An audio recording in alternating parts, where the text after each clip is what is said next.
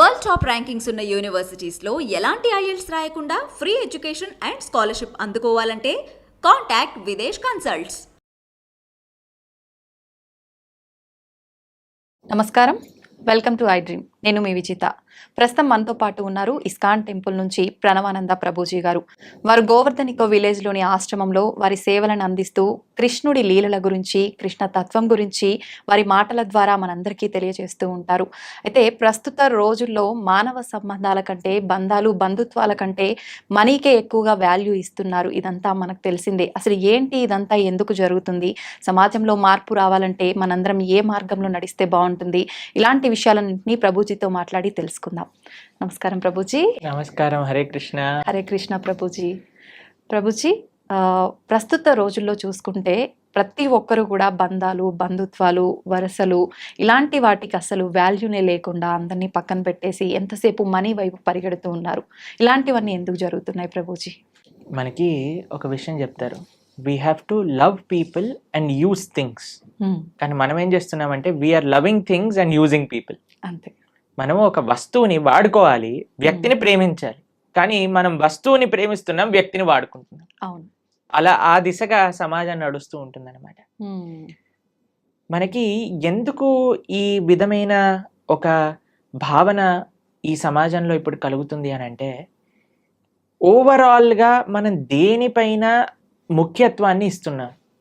చిన్నప్పటి నుంచి మీరు చూసారనుకోండి, పిల్లలకి ఏం చెప్తున్నాం మనం, బాగా చదువుకున్నానా, బాగా చదువుకుంటే మంచి డబ్బులు వస్తాయి. అంతేనా? చిన్నప్పటి నుంచి మనం వాళ్ళకి ఇన్పుట్టే డబ్బులుంటేనే సుఖము అని మనం ఇస్తున్నప్పుడు ఎంతమంది పిల్లలు చెప్తారు, నాన్న నువ్వు బాగా చదువుకోవాలి, ఎందుకంటే బాగా చదువుకుంటే నీకు జ్ఞానం వస్తుంది, ఆ జ్ఞానంతో నీకు వినయం రావాలి. జ్ఞానము కేవలం నాలెడ్జ్ వరకే ఉండకూడదు, దాన్ని విజ్ఞానంగా మారాలి. విద్యా వినయేన శోభతే అని అంటారు. అయ్యా నువ్వు జీవితంలో అంత సక్సెస్ఫుల్ అవ్వకపోయినా సరే నీకు మనోధైర్యం ఉండాలి, నువ్వేం చేస్తున్నా కరెక్ట్గా చేయాలి, ధర్మాన్ని పాటించాలి. అలా చెప్తున్నారా పిల్లలు? లేదు, చాలా తక్కువ మంది. కాబట్టి మొత్తం జీవితం అంతా కూడా మనీ సెంట్రిక్. డబ్బులు ఉంటేనే నువ్వు సుఖంగా ఉంటావు అని మనము అన్ని విధాలుగా అన్ని మాధ్యమాలలో ఇదే ఫీడింగ్ అయ్యేసరికి జనాలకు అనిపిస్తుంది నాకు వస్తువే ముఖ్యము, వ్యక్తి ముఖ్యం కాదు. కానీ వ్యక్తులు కూడా అలా తయారైపోతున్నారు కదా. ఇప్పుడు చూడండి, మీరు వస్తువులో సపోజ్ ఒక ఫోన్ అనుకోండి, మీరు ఇన్స్టాగ్రామ్ చూసారనుకోండి, అందరూ బ్రహ్మాండంగా నవ్వుతూ ఫోటోలు తీస్తూ సెల్ఫీలు తీస్తూ కనిపిస్తారు. కానీ నిజ జీవితంలో వాళ్ళంతా ఆనందంగా ఉన్నారా? లేదు, నటన. కాబట్టి ఫేస్, సోషల్ మీడియాలో ఉండే ఫేస్ వేరు, నిజ జీవితం వేరు. ఈ వ్యత్యాసాన్ని తెలియలేకపోతుంది కదా పిల్లలకి. ఇప్పుడు చిన్నప్పటి నుంచి మనం ఫోన్ అలవాటు చేసేస్తున్నాం, అక్కర్లేని సీరియళ్ళు, అక్కర్లేని సినిమాలు చూపించేస్తున్నాం, రాంగ్ ఎక్స్పోజర్స్. ప్లస్ వ్యక్తులలో కూడా ఒక మానవత్వం అనేది లోపిస్తూ ఉంటుంది. ఎందుకో తెలుసా అండి, మానవీయత కేంద్రంగా ఉండేది ఒక మందిరం, ఒక హాస్పిటల్ అని అనుకోండి, మన శరీరాన్ని బాగా చేస్తుంది. ఆలయాన్ని ఏమంటారో తెలుసా అండి, మందిరము అని అంటారు. అంటే మనస్సు బాగా చేసేది మందిరం. మనకి ఇంతకు ముందు ఎలా ఉండేది అని అంటే, ప్రతి ఒక్క ఫ్యామిలీకి ఒక గురువు ఉండేవారు. గురువు శాస్త్రాన్ని అధ్యయనం చేసి అక్కడ ఉండే మంచి విషయాలన్నీ చెప్తూ ఉండేవారు. ఫెస్టివల్స్ ఇంత బ్రహ్మాండంగా అందరు కలిసి చేసుకునేవారు. ఏదో ఒక సాంప్రదాయం. మనకి ఎన్ని పండగలండి, ఒక పండగ అయిపోగానే ఇంకో పండుగ వస్తుంది. మన పండగలలో ఏముంటుంది చెప్పండి, అందరు కుటుంబ సభ్యులు కలిసి ఆలయానికి వెళ్ళి భగవంతుడు ఆరాధన చేసి గో సేవ చేసుకొని, పిండి వంటలు పదార్థాలు అన్ని చేసుకొని మనం తీసుకొని 10 మందికి పంచిపెడుతూ, it is very colourful and vibrant. అవన్నీ వదిలేసాము. ఇప్పుడు మనం ఏదో Valentine's day, friendship day, mother's day, Halloween day, New Year's day ఇవన్నీ చేసుకోవటం ప్రారంభం చేసుకుంటాం. అవును ప్రభుజీ. ఈ ఫెస్టివల్స్ మనవెంత vibrant and so happiness filled, ఇవన్నీ డార్క్ గ్లూమీ, రాత్రుల పూట సెలబ్రేట్ చేసుకోవటాలు, దయ్యాల్లాగా రెడీ అయిపోవటాలు. మొత్తం కల్చర్ షిఫ్ట్ వల్ల మనకి భారతదేశంలో మీకు ఒక విషయం తెలిసిన అండి, సనాతన ధర్మంలో డైవర్స్కి వర్డే లేదు సంస్కృతంలో. ప్రతి ఒక్క దానికి ఒక విశేషమైన వర్డ్ ఉన్న సంస్కృతంలో డైవర్స్కి వర్డే లేదు. మన సాంప్రదాయంలో ఇట్ నెవర్ ఎగ్జిస్టెడ్. అంటే అసలు విడాకులు అనేదే లేదా లేదు, ప్రభుజీ ఎందుకంటే అప్పట్లో? ఎవరు ఆలోచించే వాళ్ళు కాదు. Everybody has adjusting, togetherness, Prema, love ఇవన్నీ ఉండేవన్నమాట అందరి దగ్గర. ఓకే. కానీ ఇప్పుడు పాశ్చాత్య సంస్కృతి ఎంత మన పైన ఇది చూపిస్తుంది అని అంటే దాని ప్రభావం మనం ఈరోజు ఇదంతా చూస్తున్నాం అనమాట. ఓకే. కానీ మనం కానీ మన మన నేను నాది అనే భావనను పక్కన పెట్టి సమాజం, కుటుంబం, వ్యక్తులు అనే భావన మధ్యలోకి వచ్చిందనుకోండి, కేంద్రంగా భగవంతుడు ఉండగలిగితే ఈ సొసైటీలో, అప్పుడు చూడండి మీరు బ్రహ్మాండంగా ఉంటుంది. ఎంతో మంది ఫారెన్ ట్రావెలర్స్ భారతదేశానికి వచ్చి వాళ్ళు చెప్పిన విషయాలు మీరు అసలు చదివితే అసలు భారతదేశం ఎలా ఉండేది, ఇప్పుడు ఎలా ఉన్నది. దీన్ని చాలా మనం చెప్పచ్చు, అరే ఇన్నిసార్లు ఫారెన్ రూల్ చేశారు కాబట్టి మనం ఇలా తయారయ్యామని. కానీ ఇప్పుడేం లేదు కదండి. ఇప్పుడు మనమే రాజులం కదా. కానీ ఇప్పుడు మనం మార్చుకోవచ్చు కదా. ఇప్పుడు చూడండి, ప్రతి దానికి బ్లేమ్ చేసి మనం ఎస్కేప్ అవ్వచ్చు, కానీ ఎప్పుడైతే మనం రెస్పాన్సిబిలిటీ తీసుకుంటామో అప్పుడే మార్పు అనేది వస్తుంది. నిజమే Prabhuji. So when we understand, మనకి ఎప్పుడైతే తెలుస్తుందో మార్పు అవసరం సమాజంలో అని అన్నప్పుడు మనందరం ప్రయత్నించాలి. ముఖ్యంగా చిన్న పిల్లల్ని పెంచే విధానంలో నుంచి కానీ, వాళ్ళకి మంచి సంస్కారములు ఇవ్వడానికి కానీ, తల్లిదండ్రులు వాళ్ళని వాళ్ళు పరిశీలన చేసుకొని మారడానికి కానీ, this is the right time. ఆలోచన చేసి బెటర్ లేట్ దాన్ నెవర్ అని అంటారు. కాబట్టి ఇప్పటికైనా తెలుసుకొని మనం మారగలిగితే ఒక సమాజం అనేది ఆనందంగా, ఆరోగ్యంగా ఉంటుంది. ఓకే. అయితే ప్రభుజీ చాలా వరకు చూస్తున్నాము, మనీ వైపు పరిగెత్తడమే కాదు, చెడు వ్యసనాలకు అలవాటు పడిపోయి చాలా మంది విచ్చలవిడితనంతో క్రూరంగా బిహేవ్ చేస్తున్నారు. ఇలాంటివన్నీ జరగటానికి రీజన్ ఏమై ఉంటుందండి ప్రభుజీ? డబ్బులు ఉంటే కదండి ఇవన్నీ వచ్చేది. డబ్బులు లేకపోతే ఏం చేస్తాడు? డబ్బులు, విచ్చలవిడితనం, ఈ రెండు కలిసినప్పుడు చాలా ప్రమాదకరమైనదండి. ఇప్పుడు మీకు ఒక చిన్న విషయం చెప్తా. ఇంట్లో చిన్న పిల్లవాడు ఉన్నాడు అనుకోండి, వాడి చేతిలో కత్తి ఇస్తారా మీరు? లేదు. ఎందుకు ఇవ్వరు? వాడికి తెలియదు కదా ప్రభుజీ, దాంతో అంటే ఎలా పడితే అలా ఆడుకునే వస్తువులాగా ట్రీట్ చేస్తాడు, ఏదో ఒక ప్రమాదం జరుగుతుంది. అంతే కదండి. డబ్బులు కూడా అలాంటిదే. ఓకే. విలువ తెలియదు. డబ్బులు, విచ్చలవిడితనము కానీ మనం ఏర్పాటు చేసామనుకోండి, ఇంకా వాడి భవిష్యత్తు నాశనం అయిందనే చెప్పుకోవచ్చు. కాబట్టి మేము ఇంజనీరింగ్ చదివేటప్పుడు కూడా మేము చూసాం, ఎవరైతే పేరెంట్స్ కొద్దిగా స్ట్రిక్ట్గా, కంట్రోల్డ్గా, డిసిప్లిన్డ్గా వాళ్ళ పిల్లలతో విచ్చలవిడితనంగా ఉండకుండా వాళ్ళని కంట్రోల్లో పెట్టారనుకోండి, వాళ్ళు అప్పటికి వాళ్ళకి కష్టం అనిపించినా, ఎందుకు మా అమ్మ నాన్న ఇలా చేస్తున్నారు అని అనిపించినా, but they were on right track. కానీ ఎవరికైతే విచ్చలవిడితనం ఇచ్చేసారో, ఎవరికైతే డబ్బులు అడగంగానే ఇచ్చేయటం ప్రారంభం చేశారో, ఏం లెక్క ఏమంటామంటే దెర్ ఇస్ నో అకౌంటబిలిటీ. అలా చేసామనుకోండి, పిల్లలు అన్ని రకాల వ్యసనములు, ఇప్పుడు IPL మ్యాచెస్ లో బెట్టింగ్లని, తర్వాత డ్రగ్స్ అని, ఇంటాక్సికేషన్స్ అని, పబ్లని, కార్ రేసింగ్లని, అసలు ఎంత మంది ప్రాణాలు పోగొట్టుకుంటున్నారు చెప్పండి అసలు. నిజమే ప్రభుజీ. ఇవన్నీ ఎక్కడి నుంచి వస్తున్నాయి మనకి? కాబట్టి సమాజం మారాలి. కేవలం ఒక్కళ్ళని మనం తప్పు పట్టద్దు. పేరెంట్స్ మీరే తప్పు అని మనం అనలేం, టీచర్స్ మీరే తప్పు అని చెప్పలేం. ప్రతి ఒక్కళ్ళు ఒక్కొక్క ప్రయత్నం వాళ్ళ వైపు నుంచి చేయాలి. మీడియా మీ వైపు నుంచి ప్రయత్నం చేయాలి, సాధువులుగా మేము మా ప్రయత్నం చేయాలి, తల్లిదండ్రులుగా వాళ్ళ ప్రయత్నం చేయాలి, టీచర్స్ గా వాళ్ళ ప్రయత్నం చేయాలి, గవర్నమెంట్ గా వాళ్ళ ప్రయత్నం చేయాలి. అప్పుడే ఈ సమాజం మెరుగుపడుతుంది. కాబట్టి ఒక్కళ్ళు ప్రయత్నం చేయటం కంటే అందరం కలిసి చేయగలిగితే మంచిది. ఓకే. కాబట్టి మీరు ఇలాంటి ప్రోగ్రామ్ చేస్తూ, ఇలాంటి ప్రశ్నలు అడుగుతూ జనాలలో ఒక మంచి భావనను నింపడానికి ప్రయత్నం చేస్తున్నారు కదా. కాబట్టి మీ మీడియా వైపు నుంచి మీరు మీ బాధ్యత కరెక్ట్ గా చేస్తున్నారు. అలా అందరూ కూడా వాళ్ళ బాధ్యతను సక్రమంగా నిర్వర్తిస్తే this world will be the beautiful place to live. లేకపోతే మనం మళ్ళీ ఎక్కడ న్యూస్ పేపర్ చూసినా ఇక్కడ ఇలా అయిపోయింది, టీవీ ఆన్ చేస్తే వాడు అలా చేసుకున్నాడు, వీళ్ళు ఇలా అయిపోయింది అని ఎంత సాడ్ న్యూస్ అండి. హ్యాపీ న్యూస్లు ఎంత ఉంటాయి చెప్పండి న్యూస్ పేపర్. ఎందుకు అలా సమాజం తయారవుతుంది అని అంటే ఒక్కొక్కళ్ళు వాళ్ళు నిర్వర్తించిన బాధ్యతలను కరెక్ట్ గా చేయట్లేదు. ఎవ్రీబడి, ప్రతి ఒక్కళ్ళు కూడా నేను, నాది, నా సుఖము అని ఆలోచిస్తున్నారు. కాబట్టి దాన్ని పక్కన పెట్టి క్రమశిక్షణ, ధర్మం అనేది ఎప్పుడైతే ముందుకు వస్తుందో అప్పుడు సమాజం మొత్తం కూడా కరెక్ట్ అవుతుంది. ఓకే. అయితే ప్రభుజీ మీరు ఇందాక అన్నారు అంటే పేరెంట్స్ చిన్నప్పటి నుంచే పిల్లలతో స్ట్రిక్ట్గా ఉండుంటే అప్పటికి ఇబ్బంది అనిపించినా తర్వాత ఒక కరెక్ట్ వేలో వెళ్తారు అని చెప్పి. ఇప్పుడు జనరేషన్ పిల్లల్ని చూసుకుంటే పేరెంట్ అట్లా స్ట్రిక్ట్గా ఉంటే నా పేరెంట్స్ ఎప్పుడు ఇట్లానే చేస్తారు అని చెప్పి డిప్రెషన్లోకి వెళ్ళిపోయే వాళ్ళని కూడా చాలా మందిని చూస్తున్నాం కదా ప్రభుజీ. స్ట్రిక్ట్గా ఉండమని నేను చెప్పట్లేదండి, బ్యాలెన్స్డ్గా ఉండండి అని చెప్తున్నాను. ఓకే. స్ట్రిక్ట్నెస్కి బ్యాలెన్స్డ్గా ఉండడానికి చాలా వ్యత్యాసం ఉన్నది.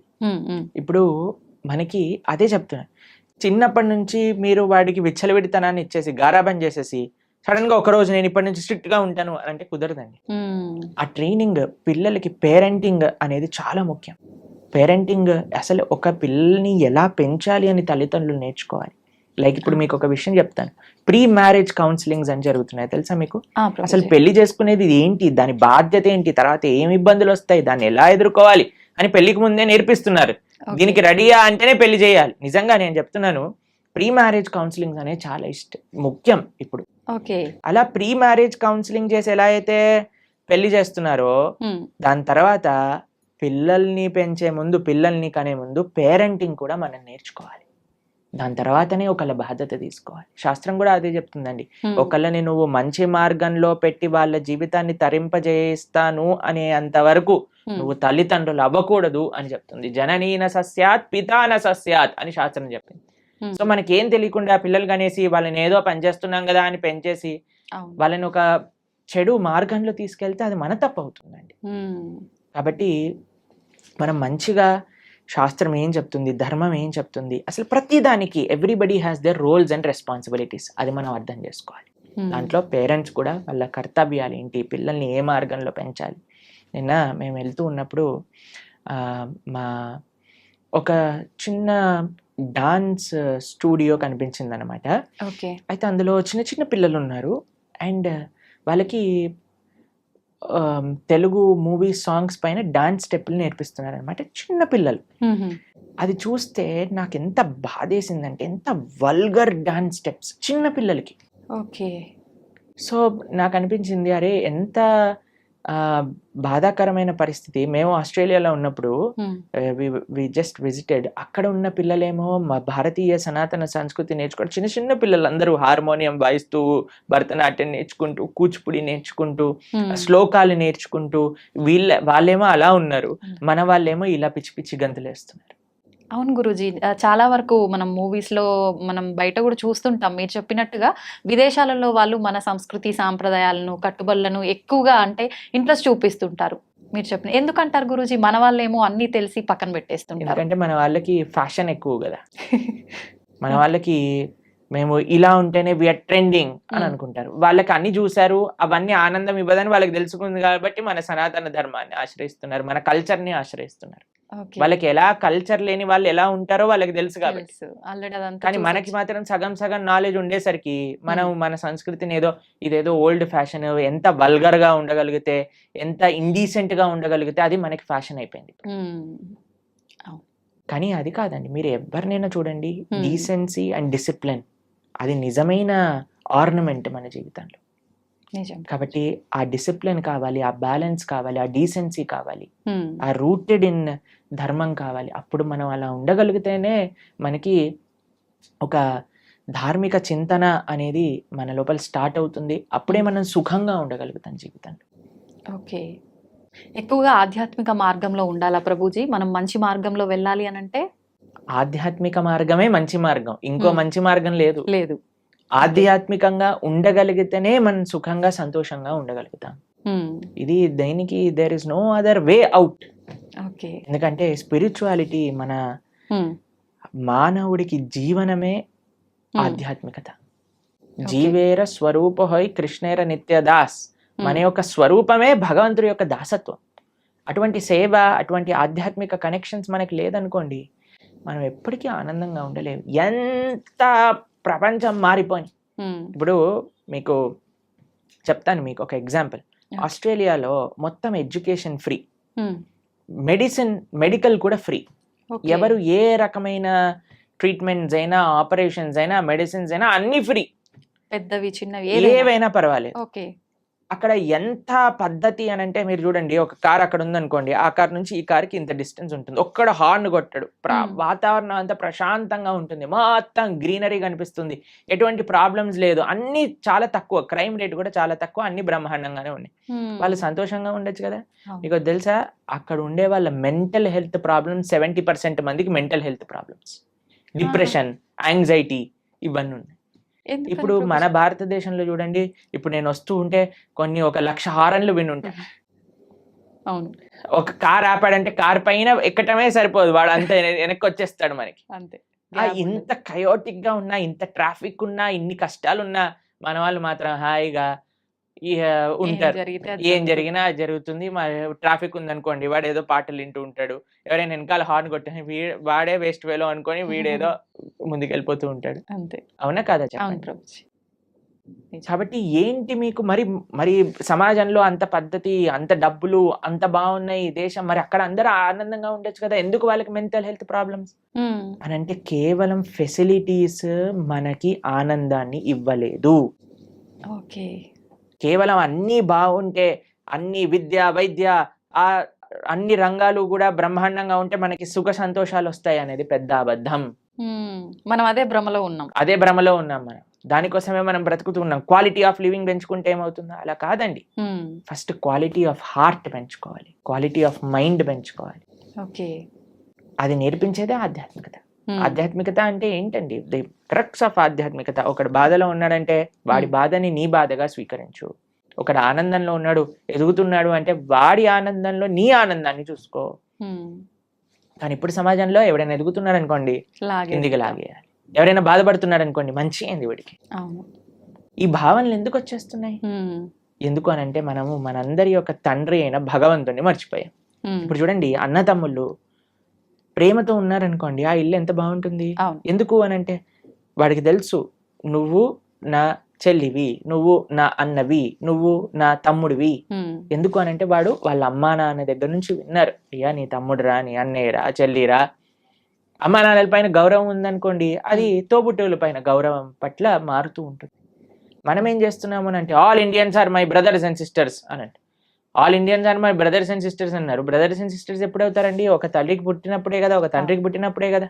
ఆ భగవంతుని మనం మర్చిపోతున్నాం. కానీ భగవంతుడి సెంటర్లోకి వచ్చారనుకోండి, all Indians are my brothers and sisters కాదు, అన్ని లివింగ్ ఎంటిటీస్ కూడా మన బ్రదర్స్ అండ్ సిస్టర్స్ అయిపోతారు. ఎవరిని మనం బాధ పెట్టాం, ఎవరిని మనం హానిపరచాలి అనుకోము, ఎవరు బాధపడుతున్నా మనం చూడలేకపోతాం, ఎవరికి ఎంత తోచినంత సహాయం మనం చేయగలుగుతాం. ఆ భావన ఆధ్యాత్మిక భావన మనకిస్తుంది. ఓకే, కాబట్టి ఆధ్యాత్మికత, spirituality is most necessary in this world. అది వస్తే ఇంకా ఎటువంటి భౌతికంగా అటు ఇటు ఉన్న వ్యవస్థ మనం కానీ ఆనందంగా ఉండగలుగుతాం, మనం కానీ సుఖంగా ఉండగలుగుతాం, మనం షెల్టర్డ్గా ఉండగలుగుతాం. ఓకే, ఇది లేకుండా బయట ఎన్ని మంచి విషయాలు ఉన్నా సరే మనసు మాత్రం పరిపరి విధాలుగా ఆలోచన పెడుతూనే ఉంటుంది, ఇబ్బంది పెడుతూనే ఉంటుంది. ప్రభుజీ, ఎక్కువగా భగవంతుని నమ్మిన వాళ్ళకి, భగవంతునికి ఎక్కువ చేరువలో ఉన్న వాళ్ళకి ఇబ్బందులు వస్తాయని అంటుంటారు కదా ప్రభుజీ, మామూలుగా వింటూ ఉంటాము. అదంతా ఎంతవరకు నిజం అంటారు? అసలు నిజంగా భగవంతుడి దగ్గర ఉన్న వాడికి కష్టాలు రావు అనేది ఎంత అబద్ధమో, భగవంతుడి దగ్గర ఉన్న వాళ్ళకి ఎక్కువ కష్టాలు వస్తాయి అనేది కూడా అంతే అబద్ధం. ఈ ప్రపంచంలో అందరికీ కష్టాలు సుఖాలు వచ్చి తీరుతాయి. ఇప్పుడు చూడండి, నేను చెప్పాను అనుకోండి, ఈ సంవత్సరం ఎండాకాలం లేదు, మీరు నమ్ముతారా? ఎలా సాధ్యపడుతుంది ప్రభుజీ? పడదు కదా. నేను చెప్పాను అనుకోండి, ఈ సంవత్సరం ఓన్లీ ఎండాకాలం ఉంటుంది, వర్షాకాలం ఉండదు, చలికాలం ఉండదు అని అంటే మీరేమంటారు? ఓ బాగుంది, చాలా బ్రహ్మాండంగా ఉంటుంది. వినటానికి బాగుంది, కానీ ఎలా జరుగుతుంది? అంతే కదా. అలా ఉండదు కదండి. వర్షాకాలం వచ్చినప్పుడు చలికాలం వస్తుంది, చలికాలం అయిపోయాక ఎండాకాలం వస్తుంది, ఎండాకాలం అయిపోయాక మళ్ళీ చలికాలం వస్తుంది, వర్షాకాలం వస్తుంది. ఇది ప్రపంచంలో అందరికీ తెలిసిన విధం. అలానే మన జీవితంలో కష్టాలు వస్తాయి, దాని తర్వాత సుఖాలు వస్తాయి, దాని తర్వాత కష్టాలు వస్తాయి, దాని తర్వాత సుఖాలు వస్తాయి. కష్టం సుఖం, కష్టం సుఖం ఈ మానవ జన్మలో ఒక పార్ట్ మాత్రమే. దీన్ని అండర్స్టాండ్ చేసుకొని యాక్సెప్ట్ చేసుకోవాలి ఫస్ట్ విషయం. దీనికి భగవంతుడికి ఎటువంటి సంబంధం లేదు. నీ జీవితంలో అంటే మనందరి జీవితంలో ఆ. కష్టము సుఖము, సుఖము. ఎలా అయితే ఎండాకాలం వస్తుందో, ఎలా అయితే వర్షాకాలం వస్తుందో, ఎలా అయితే చలికాలం వస్తుందో, అలానే కష్టము సుఖము మిక్స్డ్ కాలం మూడు మన జీవితంలో ఉంటాయి, ప్రతి ఒక్కళ్ళ జీవితంలో. మరి భగవంతుడు ఏం చేస్తాడు? భగవంతుడు ఏమైనా కష్టాలు తీసేసే వాడిని నేను కష్టాలు తీయడానికే భగవంతుని మనం అపాయింట్ చేసుకున్నాము అని మీరు అనుకుంటున్నారా? చాలా మంది ఏమనుకుంటారో తెలుసా అండి, వాడు నా పనివాడు, నాకు ఏదైనా కష్టం వస్తే వాడు దాన్ని క్లీన్ చేయాలి, ఇలా భగవంతుని భావిస్తారు. ఇది కరెక్ట్ భావన అంటారా? చాలా తప్పు ప్రభుజీ. తప్పేనా? మరి మనం ఎందుకు అలా అనుకుంటున్నాం? భగవంతుడికి మనం భగవంతుడి సేవ చేయాలా, భగవంతుడు మన సేవ చేయాలా? మనమే భగవంతునికి సేవ. మరి మనం ఆలయానికి వెళ్ళి చేస్తున్నాం, నాకు ఈ కష్టం వచ్చింది నువ్వు ఇది చేసేసాయి అంతే అని భగవంతుని మన సేవలో పెట్టుకుంటున్నాం. మనం ఎంత తెలివైన వాళ్ళని చూడండి. మనం భగవంతుడు కష్టాలు ఇవ్వడు, భగవంతుడు కష్టాలు తీసేయడు. భగవంతుడు కష్టాలలో దాన్ని ఎదుర్కొనే ధైర్యాన్ని ఇస్తాడు. కష్టం రూపంలో మనకి ఏదన్నా మనం చెడు మార్గంలోకి వెళితే భగవంతుడు ఒక కష్టాన్ని సృష్టించి మనల్ని కాపాడుతాడు, ఎక్కువ ప్రమాదం జరగకుండా. అంతేకాని మనల్ని ఎప్పుడూ భగవంతుడు కష్టాలు పెట్టడు, కష్టాలని ఆపడు. మీకు ఒక ఎగ్జాంపుల్ చెప్తా. నిన్నే మేము టీవీలో చూసాము. ఒక అమెరికాలో అట ఒక ఫ్లైట్ లో 2 సీట్లు ఖాళీగా ఉన్న సీట్లు ఒకసారిగా దే బ్లూ ఆఫ్, పేలిపోయాయట ఫ్లైట్ లో. అయితే ఆ 2 సీట్లలో ఉన్న వాళ్ళకి అసలు ఎందుకు రాలేదు వాళ్ళు అని చేస్తే, వాళ్ళిద్దరి జీవితాలలో ఏదో లాస్ట్ మూమెంట్ ఏదో అయిపోయి వాళ్ళు వెళ్ళలేకపోయారట. అరే మేము ఫ్లైట్ మిస్ అయిపోయాం, ఆ డబ్బులు పోయాయి, అవి ఇవి అని ఫుల్ బాధపడ్డారట. ఎప్పటి వరకు అంటే ఆ 2 సీట్లు పేలిపోయాయి అని తెలిసినంత వరకు. ఇప్పుడు దాన్ని వెస్టర్న్ టర్మినాలజీస్ లో బర్న్ట్ టోస్ట్ ఫినామినా అని అంటున్నారు అనమాట. అది మీకు టెక్నికల్ టర్మ్స్. అది ఏంటంటే ఏది జరిగినా సరే మన మంచి కోసం జరుగుతుంది అని టైం కానీ మనకి చెప్పదు. ఇప్పుడు మనకి ఈ రోజు ఈ కష్టం వచ్చింది అని అనుకున్నా, ఇప్పుడు సపోజ్ మనకి కాలు ఇరిగింది అని మనం అనుకున్నాం, ఒక యాత్రకి వెళ్ళలేదు, తర్వాత తెలిసింది ఆ యాత్ర బస్సే బోల్తా పడిపోయింది. ఇప్పుడు ఏం కాలు ఇరగటం బెటరా, బస్ నుంచి కింద పడిపోవటం బెటరా? కాలు ఇరగటమే బెటర్, అంతే కదండి. కాబట్టి మనకి ఈ రోజు దేవుడా నాకెందుకు అలా చేసావు, నాకెందుకు ఈ అన్యాయం చేసావు అని అంటే, వెయిట్ చేయి స్వామి, నీకే తెలుస్తుంది దేవుడు నీకు అన్యాయం చేయలేదని. మనకు ఆ ఓపిక లేదంతే. ఓపిక లేదు, అర్థం చేసుకోగలిగే ఆలోచన లేదు. మనకేంటి వెంటనే అయిపోవాలి, ఇది నాకు ఇలా 2 minutes లో మ్యాగీ రెడీ అయిపోయింది, 2 minutes లో నాకు కష్టం ఎందుకు పోవట్లేదు అని మనం తయారైపోయినాం. దీనికి తగ్గట్టు చెప్పేవాళ్ళు కూడా, మీరు ఇది చేసేయండి ఈ కష్టం అలా పోతుంది, ఈ మంత్రం చెప్పండి అలా పోతుంది. అది దట్ ఈస్ నాట్ ప్రాక్టికల్ అండి. దుఃఖాలయం అశాశ్వతం. ఈ ప్రపంచంలో దుఃఖాలు వస్తాయి, దాన్ని ఎదుర్కొనే ధైర్యం కోసం భగవంతుడిని ఆశ్రయించు. రాముడిగా వచ్చాడు భగవంతుడు, రాముడికి కష్టాలు రాలేదా అండి? మీరు ఒకసారి రాముడి దగ్గరికి వెళ్ళి, రామా నాకు అసలు ఏ కష్టాలు రావద్దు జీవితంలో అంటే, పాపం రాముడు ఏమనుకుంటాడండి, నేనే అన్ని కష్టాలు పడ్డాను, నువ్వు నాకే కష్టాలు వద్దు అని అడుగుతున్నావా నా దగ్గరకు వచ్చి అని కూడా చెప్పండి. జనాలు ఏం చేస్తున్నారంటే అండి, ఇప్పుడు ఇక్కడ కష్టం తీరకపోతే దేవుని మార్చేస్తున్నారు. దేవుని మార్చడం కాదు, మొత్తం ఏకంగా ధర్మాన్ని మార్చేస్తున్నారు. దేవుళ్ళని తిట్టడము, మళ్ళీ ఎందుకు నిన్ను పూజించాలి అది ఇది మామూలుగా తిట్టరు ప్రభుజీ. అంటే చేసేదేమో నువ్వు, అనేదేమో భగవంతుని. ఎంత విచిత్రం చెప్పండి. నీ కర్మలకి నువ్వే బాధ్యుడివి. నువ్వేదైతే తప్పు చేసావో అది నీ జీవితంలో కష్టంగా వచ్చి తీరుతుంది. దాన్ని ఎదుర్కో, దాన్ని అనుభవించు, అప్పుడే ఆ కర్మ పోతుంది. కాబట్టి ఇప్పుడు ఒక చిన్న పిల్లవాడు చదువుకోలేదండి, ఎగ్జామ్ లో ఫెయిల్ అయ్యాడు. ఇప్పుడు ఓయ్ నాకు టీచర్ తక్కువ మార్కులు ఇచ్చింది అందుకే నేను ఫెయిల్ అయ్యా అని అంటే మనం ఏం చేస్తామండి, ఒరే నువ్వు ఇప్పుడు ఏం చేయలేవురా, మళ్ళీ చదువుకొని ఇంప్రూవ్మెంట్ రాయాల్సిందే, ఆ ఏరియర్ క్లియర్ చేయాల్సిందే, అది నీ బాధ్యత, చదువుకోవాల్సిందే. కాబట్టి వాడే కష్టపడాలి, వాడే చదవాలి, వాడే ఎగ్జామ్ రాయాలి, వాడే పాస్ అవ్వాలి. అలానే మనకి ఎవ్వరు మోటివేషన్ ఇవ్వగలుగుతామంటే, ఈసారి బాగా చదువుకో, ఇంకొద్దిగా వాటికి ఒక ట్యూషన్ పెట్టించగలం తల్లిదండ్రులుగా, నీ పక్కనే ఉండి ధైర్యం చెప్పగలం, అంతే కదా. భగవంతుడు చేసే పని.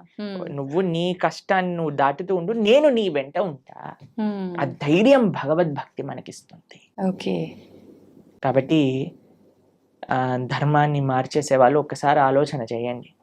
తల్లిదండ్రుల్ని మార్చుకోం మనం, వేరే వాళ్ళ తల్లిదండ్రులు ఏదో కొత్త బ్యాగ్ కొనిచ్చారు, స్పైడర్ మ్యాన్ బ్యాగ్ కొనిచ్చారు, మా అమ్మ నాన్న స్పైడర్ మ్యాన్, నేను వాళ్ళ ఇంటికి వెళ్ళిపోతామా? లేదు. ఎంత ఎంత సిల్లీయో, ఎంత worst thing to do in life. అలానే మన ధర్మాన్ని వదిలేసి వేరే ధర్మాలకి ఏదో కష్టాలు పోతాయి, మాకు కష్టాలు తీర్చేవాడు దేవుడే కాదు. మీకు ఒక విషయం తెలుసా అండి? అవునా ప్రభుజీ?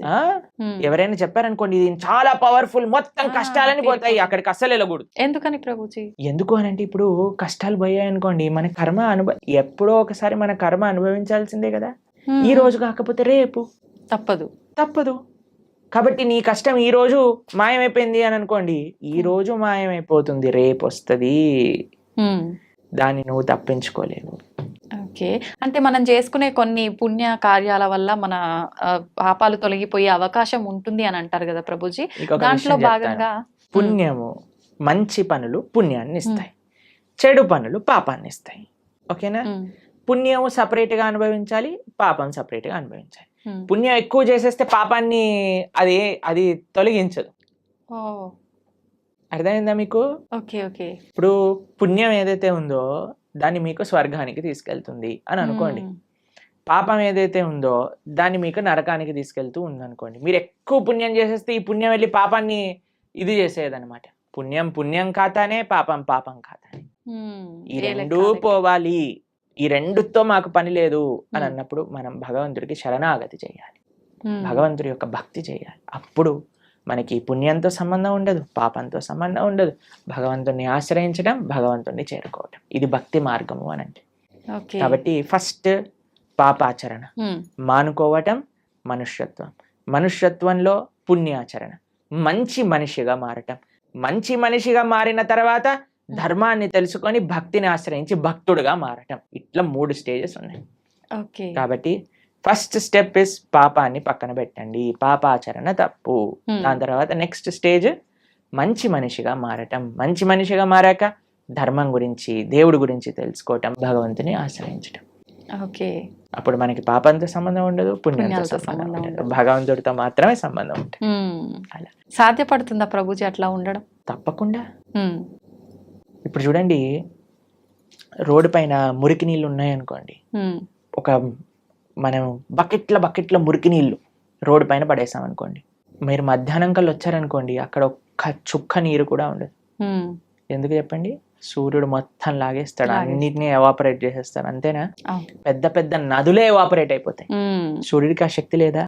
అలానే భగవంతుడికి కూడా ఆ శక్తి ఉంది.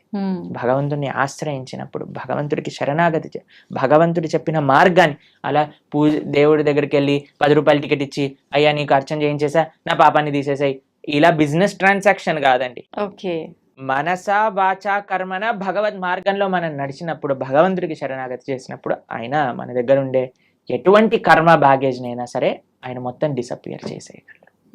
అది భగవంతుడికి ఉండే శక్తి. ఎప్పుడు మనం నిజమైన భక్తి మార్గంలో నడిచినప్పుడు, అది ముఖ్యం. ఓకే, హడావిడి హంగామాలు ఆర్భాటాలు చేస్తుంటారు మామూలుగా, భగవంతుడి విషయంలో వచ్చేసరికి అవన్నీ కాకుండా మనస్ఫూర్తిగా మనం దైవ మార్గంలో ఉండాలి. హంగామా, హడావిడి, ఆర్భాటం ఎందుకు చేయకూడదు? చేయొచ్చా గురుగారు? ఎందుకు చేయకూడదు అని అడుగుతున్నాను. ఒక మ్యారేజ్ డే మనం సెలబ్రేట్ చేసినప్పుడు, 25th మ్యారేజ్ యానివర్సరీ పెద్దగా గందరగోళం చేసేసినప్పుడు, పిల్లవాడి ఫస్ట్ బర్త్డే ఇంత పెద్దగా చేసినప్పుడు, ఒక పెళ్లికి కొన్ని లక్షల కోట్లు ఖర్చు పెట్టేసినప్పుడు, భగవంతుడికి పూజ మాత్రం ఎటువంటి ఏమీ చేయకూడదు, స్వామికి దాలియాలు కట్టకూడదు. మన వాళ్ళు ఇప్పుడు మొన్న మాకు ఒక వీడియో పంపించారు, ఒక ఫేమస్ యాక్ట్రెస్ బాలీవుడ్ లో అంటుంది, నేను టాయిలెట్ కైనా డబ్బులు ఇస్తాను కానీ గుడి కట్టడానికి డబ్బులు ఇవ్వను అని. ఎందుకు అంత? ఎందుకు అని అంటే, నో మోర్ రిలీజియస్ ఇన్స్టిట్యూషన్స్ అని ఏదో దానికి జనాలందరూ కరెక్టే చెప్పింది, రిలీజియస్ వల్ల, ఒక ఆలయం కట్టడం వల్ల ఏమి పని ఉంది దానికి అని అంటున్నారు. ఎందుకంటే అందరు ఇలాంటి మెంటల్ గా తయారవుతారు. అవును, ఆలయాలు లేవు కాబట్టి, రిలీజియస్ ఇన్స్టిట్యూట్స్ తక్కువ అయ్యాయి కాబట్టి ఇలాంటి వాళ్ళు పుడుతున్నారు. నిజమే, టాయిలెట్ మెంటాలిటీ కలిగిన వాళ్ళు. అదే ఆలయానికి ఇచ్చుంటే, భగవంతుడికి ఇచ్చుంటే మంచి మనస్తత్వం ఉన్న వాళ్ళు పుట్టేవారు. ఇలాంటి వాళ్ళని ప్రపంచంలో ఎవరు గుర్తుండరండి. ఒక 10-15 ఏళ్ల తర్వాత ఎవరిని దే విల్ నాట్ రిమెంబర్. కానీ మనం ఇప్పటికీ గుర్తు పెట్టుకునేది ఎవరిని అని అంటే, శివాజీ మహారాజ్ లాంటి రాజులని, ఎవరైతే ధర్మం కోసం కాపాడారు, దేశం కోసం ప్రయత్నం చేశారు. దేశం కోసం, దైవం కోసం, సమాజం కోసం ఇటువంటి భావనలే రావట్లేదండి జనాలకి ఈ మధ్య. మొత్తం ఫ్యాషన్ అయిపోయింది. భగవంతుడి యొక్క ఆలయం రామ మందిరం కట్టడానికంటే ఎందుకు ఇన్ని వేల కోట్లు, అందరినీ పేద ప్రజలకు పంచేయచ్చు కదా. ఎన్ని రోజులు పంచుతావు, ఎన్ని రోజులు పంచుతావు అనేది ప్రశ్న. ఈ రోజు నువ్వు అన్నం పెట్టగలవా, రేపు పెట్టగలవా, ఎల్లుండి పెట్టగలవా, ఆకలి తీరుతుందా? కానీ భగవద్ ఆలయం ఏం చేస్తుంది అంటే మనసుని మారుస్తుంది, ఒక మంచి ప్రేరణనిస్తుంది. ఒక ఆలయం దేన్ని విషయాలకి కేంద్రం చూడండి మీరు. ఒకటి ఆర్ట్, కల్చర్, ట్రెడిషన్, హెరిటేజ్, ఎన్నిటిని నిలుపుకుంటుంది రామ మందిరం. ఒక మందిరం మీరు చూసారంటే ఎన్ని వ్యవస్థలు, పూలు అమ్ముకునే వాళ్ళకి మందిరం, ఒక ఫార్మింగ్ చేసే వాళ్ళకి మందిరం, ఒక ఆర్ట్స్ నేర్చుకునే వాళ్ళకి మందిరం, భగవంతుని ఆశ్రయించిన వాళ్ళకి మందిరం. ఒక మనసులో ఒక ఉత్సాహం, ఒక నమ్మకం, ఒక విశ్వాసం, ఒక ధైర్యం కావాలంటే గుడికి వెళ్తామండి. మీరు మీ జీవితంలో ఎప్పుడైనా వెళ్ళారా అలా? అందరం వెళ్ళే ఉంటాం కదా. ధైర్యం కావాలి. భగవంతుడా మేము ఈ కష్టంలో ఉన్నాం, ఒక ధైర్యం నింపుకోవడానికి భగవంతుడి దగ్గరికి వెళ్ళి చెప్పుకుంటాం మనం. ఎక్కడికి వెళ్తాం ధైర్యం కావాలంటే చెప్పండి. అసలు ఈ ప్రపంచంలో ఎక్కడైనా ఏ ప్రదేశం ఉందా ధైర్యం కోసం వెళ్ళడానికి? మీరు థియేటర్కి వెళ్తే ధైర్యం వస్తుందా? లేదు. పార్క్కి వెళ్తే ధైర్యం వస్తుందా? లేదు. షాపింగ్ మాల్కి వెళ్తే ధైర్యం వస్తుందా? భగవంతుడి దగ్గరికి వెళ్తే ధైర్యం వస్తుంది. ఆ నమ్మకం, ఆ విశ్వాసం, ఆ పట్టుదల. ఏదో ఒకటి ఇన్స్టిట్యూషన్ మన కల్చర్ని, మన ఆర్ట్ని, మన ట్రెడిషన్ని, మన సాంప్రదాయాన్ని నేర్పించే ఇన్స్టిట్యూషన్ మందిరం. కాబట్టి మనకి వీ వాంట్ ఎవ్రీథింగ్. ఎప్పుడైనా మీరు హైదరాబాద్ లో ఈ 5 స్టార్ హోటల్ కట్టబోతున్నారు, వన్ అడిగారండి, ఎందుకు 5 స్టార్ హోటల్ కడుతున్నావు, నీ పక్కన ఉండే స్లమ్ లో అన్ని డబ్బులు బంచేసాయి, 1 స్టార్ హోటల్ కట్టు సరిపోతుంది అని మనం ప్రశ్నిస్తామండి? లేదు. ఎందుకు? మనకు కావాలి. ఎవరైనా 700 crores 5,000 crores పెట్టి మూవీస్ తీస్తే వాడికెళ్ళి చెప్తామా, ఒరే నువ్వు ఈ మూవీ తీయకరా, మేమందరం ఏం పర్వాలేదు, చూడకపోయినా పర్వాలేదు, నువ్వు 1000 కోట్లు పనిచేసే జనాలకి అని చెప్తారా అండి ఎవరైనా? లేదు. దీంట్లో మనకి ఏం ప్రాబ్లం లేదు. కానీ ఎప్పుడైతే భగవంతుడికి ఏదన్నా సేవ చేస్తున్నారు అనుకోండి, భగవంతుడికి అభిషేకం చేస్తే వెంటనే పాలేంటి అని అంటారు. నేను చూసానండి, సినిమా హీరోల కట్అవుట్లకి పాలాభిషేకాలు చేస్తూ ఉంటారు, రాజకీయ నాయకులకి, కరెక్ట్ రాజకీయ నాయకుల విగ్రహాలకు పాలాభిషేకం. అప్పుడేమైంది మన నీతి? మనకు నచ్చిన పని చేస్తే తప్పులేదు. మీరు చూసారండి ఇప్పుడు కొత్తగా ఈ ట్రెండ్ లో ఏమంటామంటే ఆ న్యూ ఇయర్ పార్టీలు అవి ఇవి అని చేసుకుంటారు కదా, దాంట్లో షాంపైన్ బాటిల్స్ లోంచి షాంపైన్ అంతా ఇలా పోతూ ఉంటుంది చూసావా? అప్పుడు నీకు డబ్బులు వేస్ట్ కాదే, 5,000 10,000 ఎంత ఉంటాయో మనకు తెలియదు, కానీ ఆ బండిటిని నేల కొరగటంలో నీకేం తప్పులేదు, పిచ్చి పిచ్చి గంతులు వేయటంలో నీకు తప్పులేదు, పబ్బులు కట్టడంలో తప్పులేదు, రెస్టారెంట్స్ కట్టడంలో తప్పులేదు, మాల్స్ కట్టడంలో తప్పులేదు, సినిమా థియేటర్లు కట్టడంలో తప్పులేదు, మందిరం మాత్రమే తప్పు. ఎందుకంటే భగవంతుడు మంచివాడు కాబట్టి. పాపం వాడు ఏమన్నాడు కదండి, నవ్వుతూ అలా నించుంటాడు. భగవంతుని కూడా తప్పట్లే. భగవంతుడిని ప్రేమతో ఉండే వాళ్ళ దగ్గర ఆయన ఉంటారండి, అది వేరే విషయం. ఆయన ఏం ఎక్స్పెక్ట్ చేయట్లేదు మనం ఇంత పెద్ద గుడి కడతాం అంత కట్టు, అది మన కృతజ్ఞత. కాబట్టి జనాలు అందులో ఆర్భాటాలు వద్దు అని కేవలం భక్తిలో అనుకుంటే తప్పు. లేదండి, మా జీవనమే సరళం. మేమే ఒక మ్యారేజ్ డే వచ్చింది అనుకోండి, ఆలయానికి వెళ్ళి దండం పెట్టుకుంటాం. అలానే భగవంతుడి యొక్క ఉత్సవం వచ్చిన ఆలయానికి వెళ్దాం. లేదండి, మేము మ్యారేజ్ డే మాత్రం ఒక 2-3 లక్షలతో చేస్తాము, కానీ కృష్ణాష్టమికి మాత్రం 100 రూపాయలు ఖర్చు పెడతాం. అది తప్పు. ఇక్కడ కావాలి, ఇక్కడ చూపించే వ్యక్తిత్వం గురించి మాట్లాడుకోవట్లేదండి. కేవలం నేను చూపించడానికే పూజ చేస్తా అనటం తప్పు. కానీ భగవంతుడికి ప్రేమతో నేను ఇంత గొప్పగా చేసుకోగలుగుతాను అని అనుకోవటంలో తప్పేమీ లేదు. చేసుకోవచ్చు, కానీ మన హృదయంలో ఆ భక్తి, ఆ ప్రేమ అనేది ఉండాలి. ఓకే, ఏమంటారు మీరు? నిజమే ప్రభుజీ, ఉండాల్సిందే.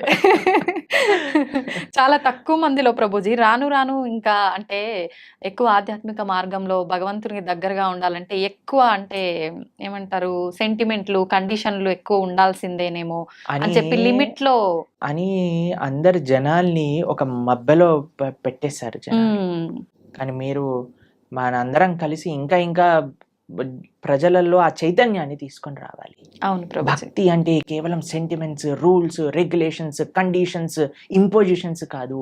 భక్తి అంటే ఎంతో సరళమైన, సున్నితమైన, ఆనందకరమైన, ఉత్సాహకరమైన, మనశ్శాంతిని ఇచ్చే ఒక ప్రాసెస్ అని మనందరం కలిసి జనాలకి చెప్పినప్పుడు అప్పుడు మాత్రమే వాళ్ళు నిజమైన భక్తి అంటే ఏంటో అర్థం చేసుకోగలిగే స్థితిలోకి వస్తారు. నిజమే ప్రభుజీ. ఇంకా ఇంటర్వ్యూస్ చేయాలి ఇలా. తప్పకుండా చేద్దాం ప్రభుజీ. మార్పు మనతోటే మొదలు పెడదాం. ఓకే.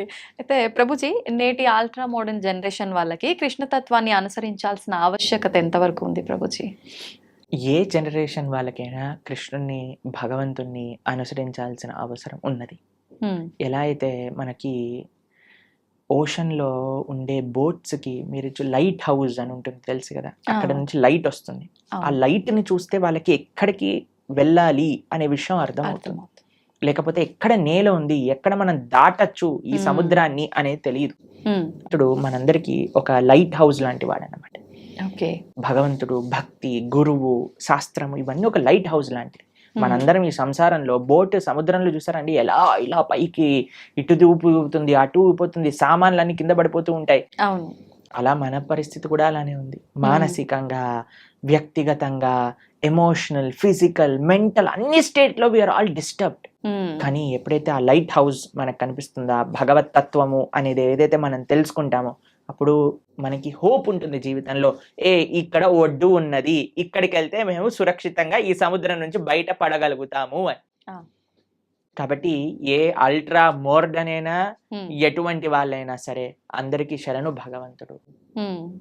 కాబట్టి ఎప్పుడైతే ఆ కేంద్రం మనకి ఉందో జీవితంలో, మంచి ధర్మం, సమాజ సేవ, దేశ సేవ, భగవత్ సేవ అనే కేంద్రం వైపు ఎప్పుడైతే మనందరం నడుస్తామో, అప్పుడు ప్రతి ఒక్కళ్ళలో ఆధ్యాత్మికత, ఆ ఆనంద భావన అనేది కలుగుతుంది. కానీ ఇప్పుడు ప్రస్తుత సమాజంలో మోడర్న్, అల్ట్రా మోడర్న్ అన్నారు కదా మీరు, ఎంత అల్ట్రా మోడర్న్ అయితే అంత అల్ట్రా ప్రాబ్లమ్స్ వస్తున్నాయి. ఇది నిజం ప్రభుజీ. ఎప్పుడైనా మీరు డిప్రెషన్ అనేది విన్నారా అండి? మేమైతే మా టైంలో డిప్రెషన్ ఏంటి, మెంటల్ హెల్త్ ఇష్యూస్ ఏంటి, ఈ సైకాలజిస్ట్, సైక్రాటిస్ట్ దగ్గర 3,000, 4,000 రూపాయలు వారానికి ఖర్చు పెడుతున్నారు ఇప్పుడు చిన్న యూత్ లో ఉండే పిల్లలకి. చిన్న చిన్న పిల్లల డిప్రెషన్. ఇప్పుడు ఎవరికి తెలియదు అసలు ఈ మెంటల్ హెల్త్ ప్రాబ్లమ్స్ ఏంటి అనేది, ఎప్పుడు వినలేదు. ఒకళ్ళు చెప్పారు, ప్రభుజీ మేము వెళ్ళి మా అమ్మకి చెప్పాను నాకు డిప్రెషన్ ఉందంటే, నువ్వు పారాసెటమాల్ వేసుకో తగ్గిపోతుంది అని చెప్పిందట వాళ్ళ అమ్మ. ఎందుకంటే పాపం తెలియదు కదా ఎవరికి మెంటల్ హెల్త్ అంటే ఏంటి, డిప్రెషన్ అంటే ఏంటి అని. అలాంటిది భారతదేశం. ఎంత మీరు అల్ట్రా మోడర్న్, సూపర్ మోడర్న్ అవుతుంటే అంత మనకి mental health problems, physical health problems. ఇప్పుడు చూడండి, ఎవరిని అడిగినా సరే నాకివ్వి నాకవ్వి అని చెప్తున్నారు. ఇంతకు ముందు అలా మీరు చూసారండి మీ వయసులో ఎప్పుడైనా? మీరు ఎప్పుడైనా మెంటల్ హెల్త్ విన్నారా మీ చిన్నప్పుడు? మేము డిప్రెషన్ లో ఉన్నామండి, స్ట్రెస్ లో ఉన్నామండి, యాంగ్జైటీలో ఉన్నామని ఎప్పుడైనా విన్నారా మీరు? అలాంటి పదాలు ఎందుకు? మీరు అల్ట్రా మోడర్న్ సొసైటీలో లేరు కాబట్టి. ఇప్పుడు ఎందుకు వినాల్సి వస్తుంది? అల్ట్రా మోడర్న్ సొసైటీ తయారైంది కాబట్టి. కాబట్టి ఎంత మనం మన సంస్కృతిలో మన ఫౌండేషన్, ఇప్పుడు చూడండి, ఫౌండేషన్ స్ట్రాంగ్ ఉంటే బిల్డింగ్ ఉంటుంది. ఫౌండేషన్ వీక్ ఉంది అనుకోండి, బిల్డింగ్ కదిలిపోతుంది. మనకి ఇప్పుడు ఫౌండేషన్ వీక్ ఉంది. పెద్ద పెద్ద స్కై స్క్రేపర్ బిల్డింగ్లు కట్టేస్తున్నాం, కానీ ఫౌండేషన్ లేదు కదా, ఎప్పుడు కూలిపోతుందో తెలియదు. ఫౌండేషన్ ఏంటి? అదే ఆధ్యాత్మికత. ఓకే. మీరు ఎంత పెద్ద బిల్డింగ్ కడుతున్నారు అన్న దాంతో మీరు అల్ట్రా మోడర్న్ అవ్వండి, సూపర్ అల్ట్రా మోడర్న్ అవ్వండి, super super super duper ultra modern అవ్వండి, నో ప్రాబ్లం. కానీ నీ ఫౌండేషన్ ని చూసుకో, బేస్ ఎలా ఉంది. బేస్ కానీ ఆధ్యాత్మికత కానీ ఉంటే మీరు ఎంత పెద్ద బిల్డింగ్ కట్టినా అది స్ట్రాంగ్ గా ఉంటుంది. కాబట్టి we are concerned about the foundation. We are not concerned about what you are doing. కానీ ఏ భావనతో చేస్తున్నాము, దేన్ని ఫౌండేషన్ చేసుకొని మన జీవితంలో ఎదుగుతున్నాము అనేది మనకి ముఖ్యం. ఓకే. ఇప్పుడు అంటే మాట్లాడుకోవడం వరకు బాగానే ఉంటుంది ప్రభుజీ, చెప్తాము, వింటారు, వదిలేస్తారు. నిజంగా మనం ఆధ్యాత్మిక మార్గంలోకి తీసుకురాగలమంటారా ఈ ప్రస్తుతం ఉన్న సమాజంని? తప్పకుండా. ఎవరైతే సిన్సియర్గా ఉంటారో, మా జీవితంలో మేము భగవంతుడికి చేసే ఆ చిన్నపాటి సేవలో ఎంతో మంది జీవితాలు మారటం మేము స్వయంగా చూసాం. అంతేందుకంటే మా జీవితం కూడా మారింది కదా, మేము ఒకళ్ళని విన్నందుకు వల్ల, మా గురువుని మేము ఆశ్రయించి అనేది చెప్పే మంచి విషయాలను సీరియస్ గా తీసుకోవటం వల్ల కదా నా జీవితం మారింది. లేదా ఈ సమయంలో నాకు 28 years, ఇప్పుడు నేను ఏదన్నా చేస్తుండేవాడిని, కానీ మా జీవితం మారింది అని అంటే, ఇప్పుడు నేను మారినప్పుడు ఎందుకు మారలేరు 10 మంది? కాబట్టి మా జీవితంలో మేము ఎన్నో వేల మంది జీవితాలను మార్చి మంచి మార్గంలో వెళ్ళటం మేము స్వయంగా మా సొంత జీవితంలో చూసాం. ఓకే. అది శాస్త్రవాకు. ఎవరైతే భగవంతుడి గురించి మంచి హృదయంతో భగవంతుడు ఇచ్చిన మెసేజ్ని యాక్సెప్ట్ చేస్తారో జీవితంలో, వాళ్ళు తప్పక మారతారు. That is not difficult thing at all. కేవలం మంచి విషయాలు మనం వినగలగాలి, మంచి వాళ్ళ సత్సంగంలో ఉండగలగాలి, మంచి ఆధ్యాత్మిక పుస్తకములు చదవగలగాలి, మన మంచి ఆహారాన్ని స్వీకరించటంతో పాటు మంచి అలవాట్లు అన్నీ మనకు ఉండగలిగితే తప్పకుండా మారుతాం. And we will change for good and we will be all happy. Prabhuji, ఆధ్యాత్మిక మార్గంలో నడిస్తే అంత మంచే జరుగుతుంది, ఆ మార్పు అనేది మొదలవ్వాలి అనుకున్నాం. అసలు నిజంగా ఆధ్యాత్మికం వైపు వెళ్ళాలి అన్న ఆలోచన కలిగే వాళ్ళు కొంతమంది ఉంటారు ఇలాంటి మాటలు విన్న తర్వాత. అటువంటి వాళ్ళ ఆలోచన విధానము అనేది ఏ రకంగా ఉంటే బాగుంటుంది గురుజీ? ఫస్ట్ ఆధ్యాత్మిక మార్గంలో మొట్టమొదటి అడుగు శ్రవణం. ఓకే. శ్రవణం కీర్తనం విష్ణు స్మరణం పాద సేవనం అర్చనం వందనం దాస్యం సాఖ్యమాత్మ నివేదనం అని ప్రహ్లాదుడు భాగవతంలో చెప్తాడు. మొట్టమొదటి అడుగు శ్రవణం. ఇప్పుడు ఎవరికైనా ఆధ్యాత్మిక మార్గం అంటే ఏంటి తెలుసుకోవాలి అని అనుకుంటున్నారు అనుకోండి, అసలు ఆధ్యాత్మిక మార్గంలో నేను ఎలా ఉండాలి, ఒక బేసిక్ బుక్ అనేది మనకి సనాతన ధర్మానికి ఒక పుస్తకం, ఒక మాన్యువల్, ఒక మషిన్ కొన్నాం అనుకోండి ఒక మాన్యువల్ కావాలి కదండి. అలా అసలు మనం ఏమి చెయ్యాలి మానవ జన్మ వచ్చాక అని చెప్పేదే భగవద్గీత. మీరు మన ఛానల్లో ప్రణవానంద దాస్ అనే ఛానల్లో ఇప్పుడు ఎవరికైనా మీకు ఈ ఇంటర్వ్యూ వినటం వల్ల అసలు మాకు ధర్మం అంటే ఏంటి, హిందూ ధర్మం అంటే ఏంటి, అసలు భగవంతుడు ఏం చెప్పాలనుకుంటున్నాడు, అసలు మానవుడు ఏం చెయ్యాలి అని మీకు ప్రశ్నలు ఉన్నాయనుకోండి, మనం 18 లెక్చర్స్ మాత్రమే, ఒక్కొక్క లెక్చర్ 1 hour మాత్రమే ఉంటుంది. ప్రణవానంద దాస్ ఛానల్లో మీరు వెళ్ళి ప్లేలిస్ట్ లో భగవద్గీత అని మీరు చూసారనుకోండి, కేవలం సింపుల్ 18 లెక్చర్స్. ఇప్పటి వరకు సుమారుగా 8 లక్షల మంది పైగా ప్రవచనాలు విని ఉన్నారు ఆల్రెడీ. కాబట్టి మీరు జస్ట్ దాన్ని 18 లెక్చర్స్ వినండి, 1 to 18 కంప్లీట్ చేసే లోపల మీకు మొత్తం క్లారిటీ వస్తుంది జీవితంలో మనం ఏం చేయాలి. It is very simple. దాని తర్వాత ఫస్ట్ స్టెప్ శ్రవణం అయిపోయాక మెల్లమెల్లగా ఒక్కొక్క అడుగు మిమ్మల్ని ముందుకు తీసుకెళ్తుంది ఆ శ్రవణం యొక్క శక్తి వల్ల. కాబట్టి మీరు ఇప్పుడు హాలిడేసే కాబట్టి మీకు అంత బిజీగా ఉండరు అని నేను భావిస్తున్నా. కాబట్టి అట్లీస్ట్ ఈ సమ్మర్ హాలిడేస్లో ఈ 18 లెక్చర్స్ భగవద్గీత, సంపూర్ణ భగవద్గీత ప్రణవానంద దాస్ అనే యూట్యూబ్ ఛానల్లో మీరు విని చూడండి. మేము చాలా సింప్లిఫైడ్ వేగా అందరికీ సనాతన ధర్మం గురించి ఎక్స్ప్లెయిన్ చేసే ప్రయత్నం చేశాం ఆ వీడియోస్లో. కాబట్టి మీరు చూసి మీ యొక్క భావనలు వ్యక్తపరచండి. తప్పకుండా I think that will be a guiding light for everybody. ఎందుకంటే భగవద్గీత శాస్త్రమే అటువంటిది. కాబట్టి ఇది ఫస్ట్ స్టెప్. ఎందుకంటే అన్ని స్టెప్స్ ఒకసారి చేయకూడదు కదండి. నెక్స్ట్ ఇంటర్వ్యూలో సెకండ్ స్టెప్ గురించి మాట్లాడుకుందాం. ఇప్పుడు ఫస్ట్ స్టెప్ భగవద్గీత 18 లెక్చర్స్ వినటం. ఓకే, శ్రవణం. ఓకే ప్రభుజీ, ఆహారం విషయానికి వస్తే చాలా మంది ఈ మధ్య కాలంలో నాన్ వెజ్ ఫుడ్కి ఎక్కువ అలవాటు పడిపోతున్నారు, ఎక్కువగా మాంసాహారం తింటున్నారు. నిజంగా మాంసాహారం అనేది తినడం తప్పంటారా ప్రభుజీ? మనకి ఎప్పుడైనా దోమ కుట్టినప్పుడు మీకు ఏమనిపిస్తుందండి? నొప్పి, బాధ కలుగుతుంది. ఏమంటారు అప్పుడు? దోమ కుట్టింది పాట్ అని వేసేస్తారు కొంతమంది. అయితే అరే ఆ దోమ ఎక్కడుందో పట్టుకొని రారా, దాన్ని ఎలా అయినా చంపేయాలి. ఇప్పుడు బ్యాట్లు తీసుకొని ఏమంటారు, మీరు యుద్ధానికి వెళ్ళినట్టు దోమలు వెనకాల పడి దోమలు చంపేస్తాయి. ఇంత పెద్ద శరీరం ఇది, ఇంత చిన్న దోమ, ఇంత చిన్న చీమ కుడితే అబ్బో చీమ కుట్టింది, నీళ్లు పోసేయండి, చీమలు అన్నిటి తీసేయండి, లక్ష్మణ్ రేఖ పెట్టేసేయండి. ఇంత పెద్ద శరీరంలో ఏదో ఒక మూలన ఇంత చిన్న నొప్పి వస్తేనే భరించలేని మనము ఒక ప్రాణిని ఒక కత్తి తీసుకొని గొంతు కోసేసి అది విలవిల్లాడుతూ రక్తం కక్కేసి అలాంటి నొప్పి వేరే వాళ్ళకి ఇవ్వడానికి ఎలా సిద్ధమవుతామండి? ఒకసారి చెప్పండి. ఏమంటారు మీరు? రైట్ అంటారా?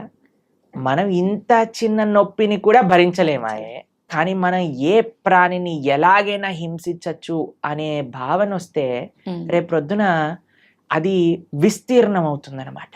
వి బికమ్ హార్డ్ హార్టెడ్. ఇప్పుడు ఒక ప్రాణి కష్టాన్ని చూస్తూ మన మనసు చలించలేకపోయింది అనుకోండి, రేపొద్దున ఇంకొక మనిషి కష్టాన్ని చూసి కూడా మనం చలించలేకపోతాం. నిజం ప్రభుజీ. మన తోటి ఉండే వాళ్ళ కష్టాలు, అసలు కష్టాన్ని అర్థం చేసుకొని మనస్తత్వం వచ్చేస్తుంది. కష్టం ఎవరికైనా కష్టం కదండి. ఒక ప్రాణిలో కష్టం చూడని వాడివి మనిషిలో కష్టం ఎలా చూడగలుగుతున్నావు?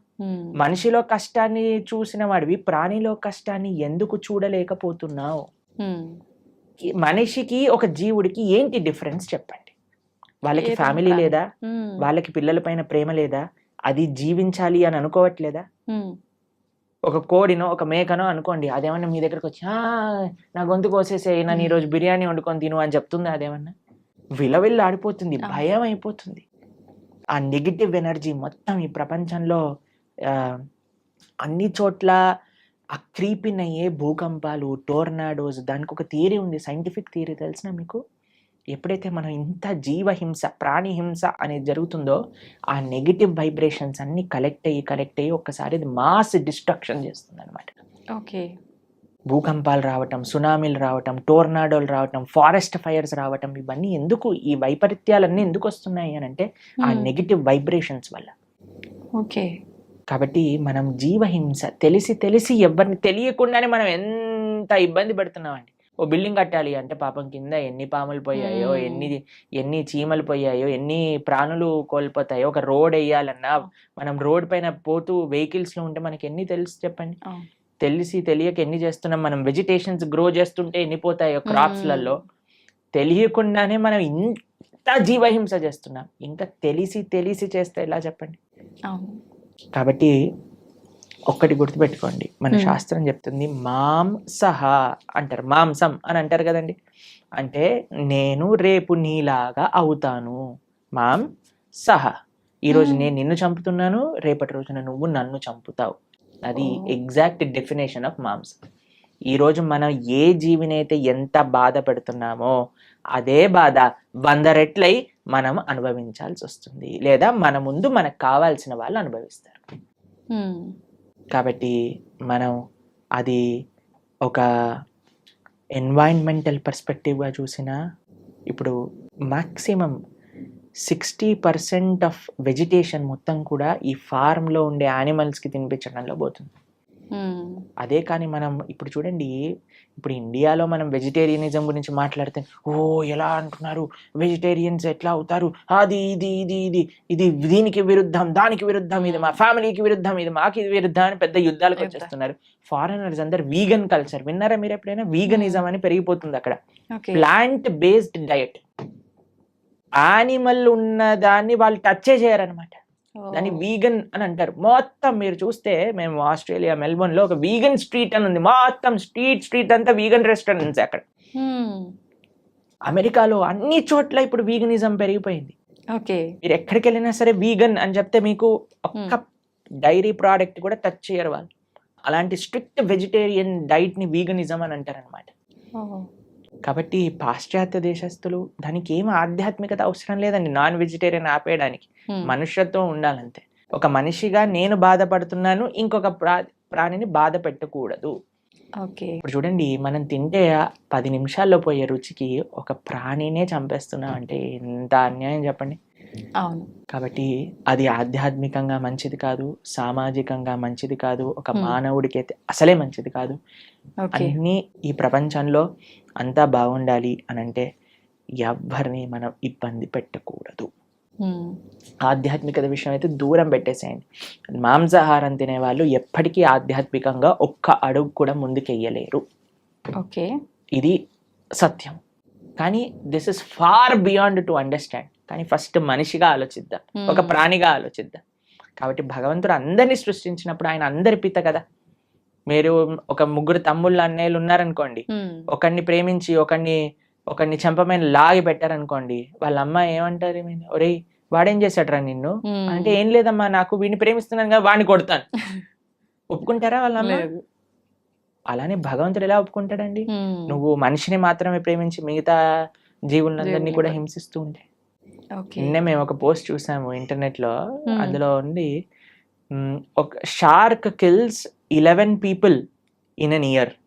ఒక షార్క్ ఒక 10-11 మంది మనుషుల్ని చంపేస్తుందట, తినేస్తుందట సంవత్సరంలో. ఒక ప్రదేశంలో జస్ట్ ఒక స్టాటిస్టిక్స్ చెప్తున్నారు అనమాట.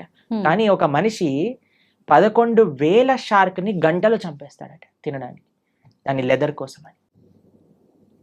ఎంత అన్యాయం చెప్పండి. కాబట్టి మనం ఈ అన్యాయాన్ని ఎంతగా ఆపగలిగితే, అందరం ఎంత సాత్వికంగా, ఎంత హింస ఫ్రీగా ఉండగలిగితే మన ప్రపంచం అంత బాగుంటుంది. మీకు ఇంకొక విషయం చెప్తాను. మేము ఒక బుక్ చదివాం, దాన్ని how to live to be 100 అని అంటారు. 100 సంవత్సరాలు బ్రతుకుండాలంటే సీక్రెట్. అందులో ప్రపంచంలో 100 సంవత్సరాలు పూర్తిగా బ్రతికిన ప్రదేశాల్లో హైయెస్ట్ మెంబర్స్ ఎక్కడైతే ఉన్నారో అక్కడ రీసెర్చ్ చేసి ఆ పుస్తకం రాశారనమాట. అందులో తేలింది ఏంటి అని అంటే, these are all animal products free. మాంసం అనేది వాళ్ళు స్వీకరించలేదు. ఇప్పుడు ఏ డాక్టర్ దగ్గరికైనా మీరు వెళ్ళి అడగండి, ఏదైనా మనకి ఇంత చిన్న జబ్బు రోగం జనం వచ్చింది అనుకోండి, ఫస్ట్ నాన్ వెజిటేరియన్ మానేయి అని చెప్తారట. ఓకే. కాబట్టి that is not natural for us. ఇప్పుడు చూడండి, కార్నివోరస్ హర్బివోరస్ అని మనం వినే ఉంటాం. కార్నివోరస్ అంటే మాంసాన్ని తినేవి, హర్బివోరస్ అంటే చెట్లు తినేవి. మనవి మన బాడీ మన నోటి నుంచి ప్రారంభం చేసుకొని మన డైజెస్టివ్ సిస్టమ్ మొత్తం కూడా హర్బివోరస్ యానిమల్స్ లానే ఉంటుంది, కార్నివోరస్ యానిమల్స్ లా. తర్వాత కొంతమంది అంటారు మనకి ఈ 2 కూరలు ఉన్నాయి కదా ఇక్కడ, అంటే కూరలు ఉంటే నువ్వు పచ్చి మాంసాన్ని పట్టుకొని తినొచ్చు కదా, కానీ వండుకొని ఎందుకు తింటున్నావు నువ్వు? కార్నివోరస్ యానిమల్స్ అయితే అవి పచ్చి మాంసాన్ని పట్టుకొని వేటాడి తింటాయి. మనం ఏమన్నా ఇప్పుడు ఒక మేకని తినేవాడు ఏమన్నా మేక పైన పడి వాడిని చీల్చి తింటాడా? లేదు. కాబట్టి ది వెరీ థాట్ దట్ నువ్వు వండుకొని తింటున్నావు అని అంటే అది నీ శరీరానికి మార్చి కానీ నువ్వు తినలేవు అని. కానీ ఇప్పుడు చూడండి, సాలడ్స్ లో మీరు ఏ కూరగాయలు వేసినా సరే కక్కర్ అని తినేస్తారు. క్యారెట్లు తినేయచ్చు, బీట్రూట్లు తినేయచ్చు, ఏదైనా తినేయచ్చు పచ్చిగా. అవును. కాబట్టి మనకి పచ్చిగా తింటే అరుగుతుంది. ప్లస్ మన digestive system, carnivorous animals digestive system చాలా చిన్నగా ఉంటుంది, ఎందుకంటే అది వచ్చేస్తుంది బయటకు వెళ్ళిపోతుంది. కానీ మనది మాత్రం లాంగ్ ఇంటెస్టైన్, స్మాల్ ఇంటెస్టైన్, అవి డైజెస్ట్ చేసి దాన్ని న్యూట్రియంట్ కాంప్లెక్స్ చేసి అన్ని శరీరానికి ఎనర్జీ అందించి అప్పుడు కానీ బయటకు వస్తుంది. కార్నివోరస్ యానిమల్స్ చూసాను అనుకోండి, నాలుకతోటి నీళ్లు తాగుతాయి. మనం ఎలా చేస్తామండి? మనం నోటితో తాగుతాం. కాబట్టి ఇవన్నీ దేర్ ఆర్ మెనీ రీజన్స్. అటు సైంటిఫికల్గా చూస్తే, అటు హ్యూమన్ మేకప్ విధంగా చూస్తే, ఎలా చూసినా సరే ఒక మనిషి వెజిటేరియన్ గానే ఉండాలి. Okay. He cannot kill any living being. Okay. అయితే ప్రభుజీ, ఇది సృష్టికి విరుద్ధం అయినప్పుడు భగవంతుడు ఎందుకు దీన్ని ఆపలేకపోతున్నాడు మరి? అయితే ఇది తినొచ్చు, ఆ జంతువులు పుట్టిందే మానవులు తినటానికి అని ఎవరైనా మీకు సర్టిఫికెట్ ఇచ్చారా? ఉంటారు కదా. భగవంతుడు ఇచ్చాడా? చెప్పండి. భగవంతుడు ఆపట్లేదు అని మీరు అన్నారు కదా, కానీ భగవంతుడు తిను అని ఎక్కడేం చెప్పాడా? లేదు. ఏదైనా ఇప్పుడు ఒక మేక పుట్టాక ఇది వీడు తినడానికి అని దానిపైన స్టాంప్ వేసి ఆయన పంపించాడా మనకి? లేదు కదా.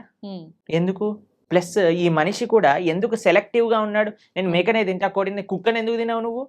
నీ పెంచుకునే కుక్కకి ఇంకా బయట ఉండే మేకకి ఏంటి డిఫరెన్స్? కొంతమంది డాగ్ లవర్స్ ఉంటారు, మీరు చూసిన, ఓ కన్నా మున్నా చున్నా అని ఎప్పుడు ఇలా కుక్కని ఇలా పట్టుకొని అలా పట్టుకొని, కుక్కకి ఏమన్నా అయితే వాళ్ళు ఏలవటం అవి. అరే, ఆ కుక్కకి ఎంతైతే ప్రాణం ఉందో ఆ మేకకి కూడా అంతే ప్రాణం ఉంది. ఏమన్నా మేకల తక్కువ ప్రాణం ఉందా చెప్పండి? లేదు. మరి ఎందుకు మనం ఆ డిఫరెన్షియేషన్ చేస్తున్నాం? భగవంతుడి నీకు తినాలి అని చెప్పలేదు, కాబట్టి భగవంతుడు నీకు తినద్దు అని కూడా వచ్చి చెప్పడు. శాస్త్రం అన్నీ చెప్పింది. ఓకే. మద్యం, పానం, శ్రియ, సూన, యత అధర్మశ్చ చతుర్విధం. భాగవతం చెప్పింది ఈ విషయాలు. 4 విషయాలు తప్పు. వ్యభిచారము, మాంసాహారాన్ని స్వీకరించటం, జూదమాడటం, తర్వాత మాదక ద్రవ్యాలు, సిగరెట్, మందు, గుట్కా, మాణిక్ చంద్, ఇవన్నీ వేసుకుంటారు కదండి, ఇవన్నీ ఈ 4 అధర్మము అని శాస్త్రం క్లియర్ గా చెప్పింది. ఓకే. కాబట్టి ఈ 4టిని మనం దూరం పెట్టాలి, అప్పుడే మనం మనిషి అవుతాం. ఓకే. మాంసాహారం తినడమే తప్పు, అసలు పాపం, మహాపాపం. పాపం కాదు, మహాపాపం. మీరు మనం ఇక్కడ ఏవేవైతే చేస్తామో మళ్ళీ అక్కడికి వెళ్ళిపోయాక మనల్ని కూడా అలానే చేస్తారు. దానికి సిద్ధము అని అంటే మన ఇష్టం. ఇంకా చాలా మంది అంటారు చూసుకుందాంలే ఏదైతే అది అని. అలాంటి మూర్ఖులకి మనం ఇంకేం చెప్తామండి? సో ఒక గుర్రాన్ని నీటి వరకు తీసుకెళ్ళటం కానీ నీటిని తాగించలేం కదా. మన ప్రయత్నం మంచి విషయాలు 10 మందికి చెప్పటము, అంతేకాని ఎవరిని మనం గొంతు పట్టుకొని ఇది చేయించలేమన్నమాట. వాళ్ళ జీవితంలో వాళ్ళకి ఆ అనుభవము, ఆ మానసిక మెచ్యూరిటీ, తర్వాత ఆ పరిపక్వత అనేది వాళ్ళకి ఉండాలి. అయితే ప్రభుజీ, చాలా మంది ఎక్కువగా భగవంతుని ఆరాధనలో ఆధ్యాత్మిక మార్గంలో ఉంటూ ఉంటారు, యథావిధిగా నాన్ వెజ్ అవన్నీ తీసుకుంటూ ఉంటారు. అలాంటి వాళ్ళు చేసే ఆధ్యాత్మికత, నాన్ వెజిటేరియన్ 2 ఒక దాటిలోకి రావు.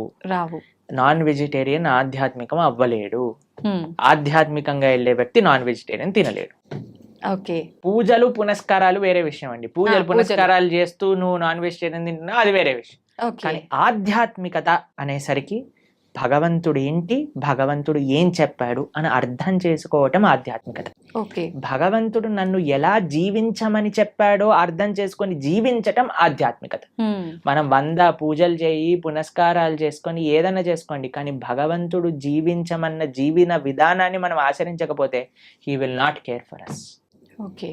ఇప్పుడు చూడండి, మీకు మీ పిల్లలు ఉన్నారు, మీరు చెప్పిన మాట వినటం మీకు ముఖ్యమా, మీరు చెప్పిన విధంగా వాళ్ళు ఉండటం మీకు ముఖ్యమా, లేదా మీరు చెప్పిన విషయాలు ఏమీ పాటించకుండా బయటికి వెళ్ళి మా అమ్మ ఇంత గొప్పది, మా అమ్మ అంత గొప్పది, మీ ఫోటో పెట్టుకొని రూమ్లో రోజు ప్రొద్దున అగరబత్తులు తిప్పేసి ఆరతులు పెట్టేసి మీకు పెద్ద పెద్ద మాలలు వేయటం ముఖ్యమా? మీరు చెప్పండి, ఏది మీకు సంతోషాన్ని ఇస్తుంది? చెప్పిన మాట ఆచరిస్తే అంతే కదా. చెప్పిన మాట ఆచరించి మీరు పెద్దగా ఏం చేయకపోయినా మీరు ఆనందంగానే ఉంటారు కదా.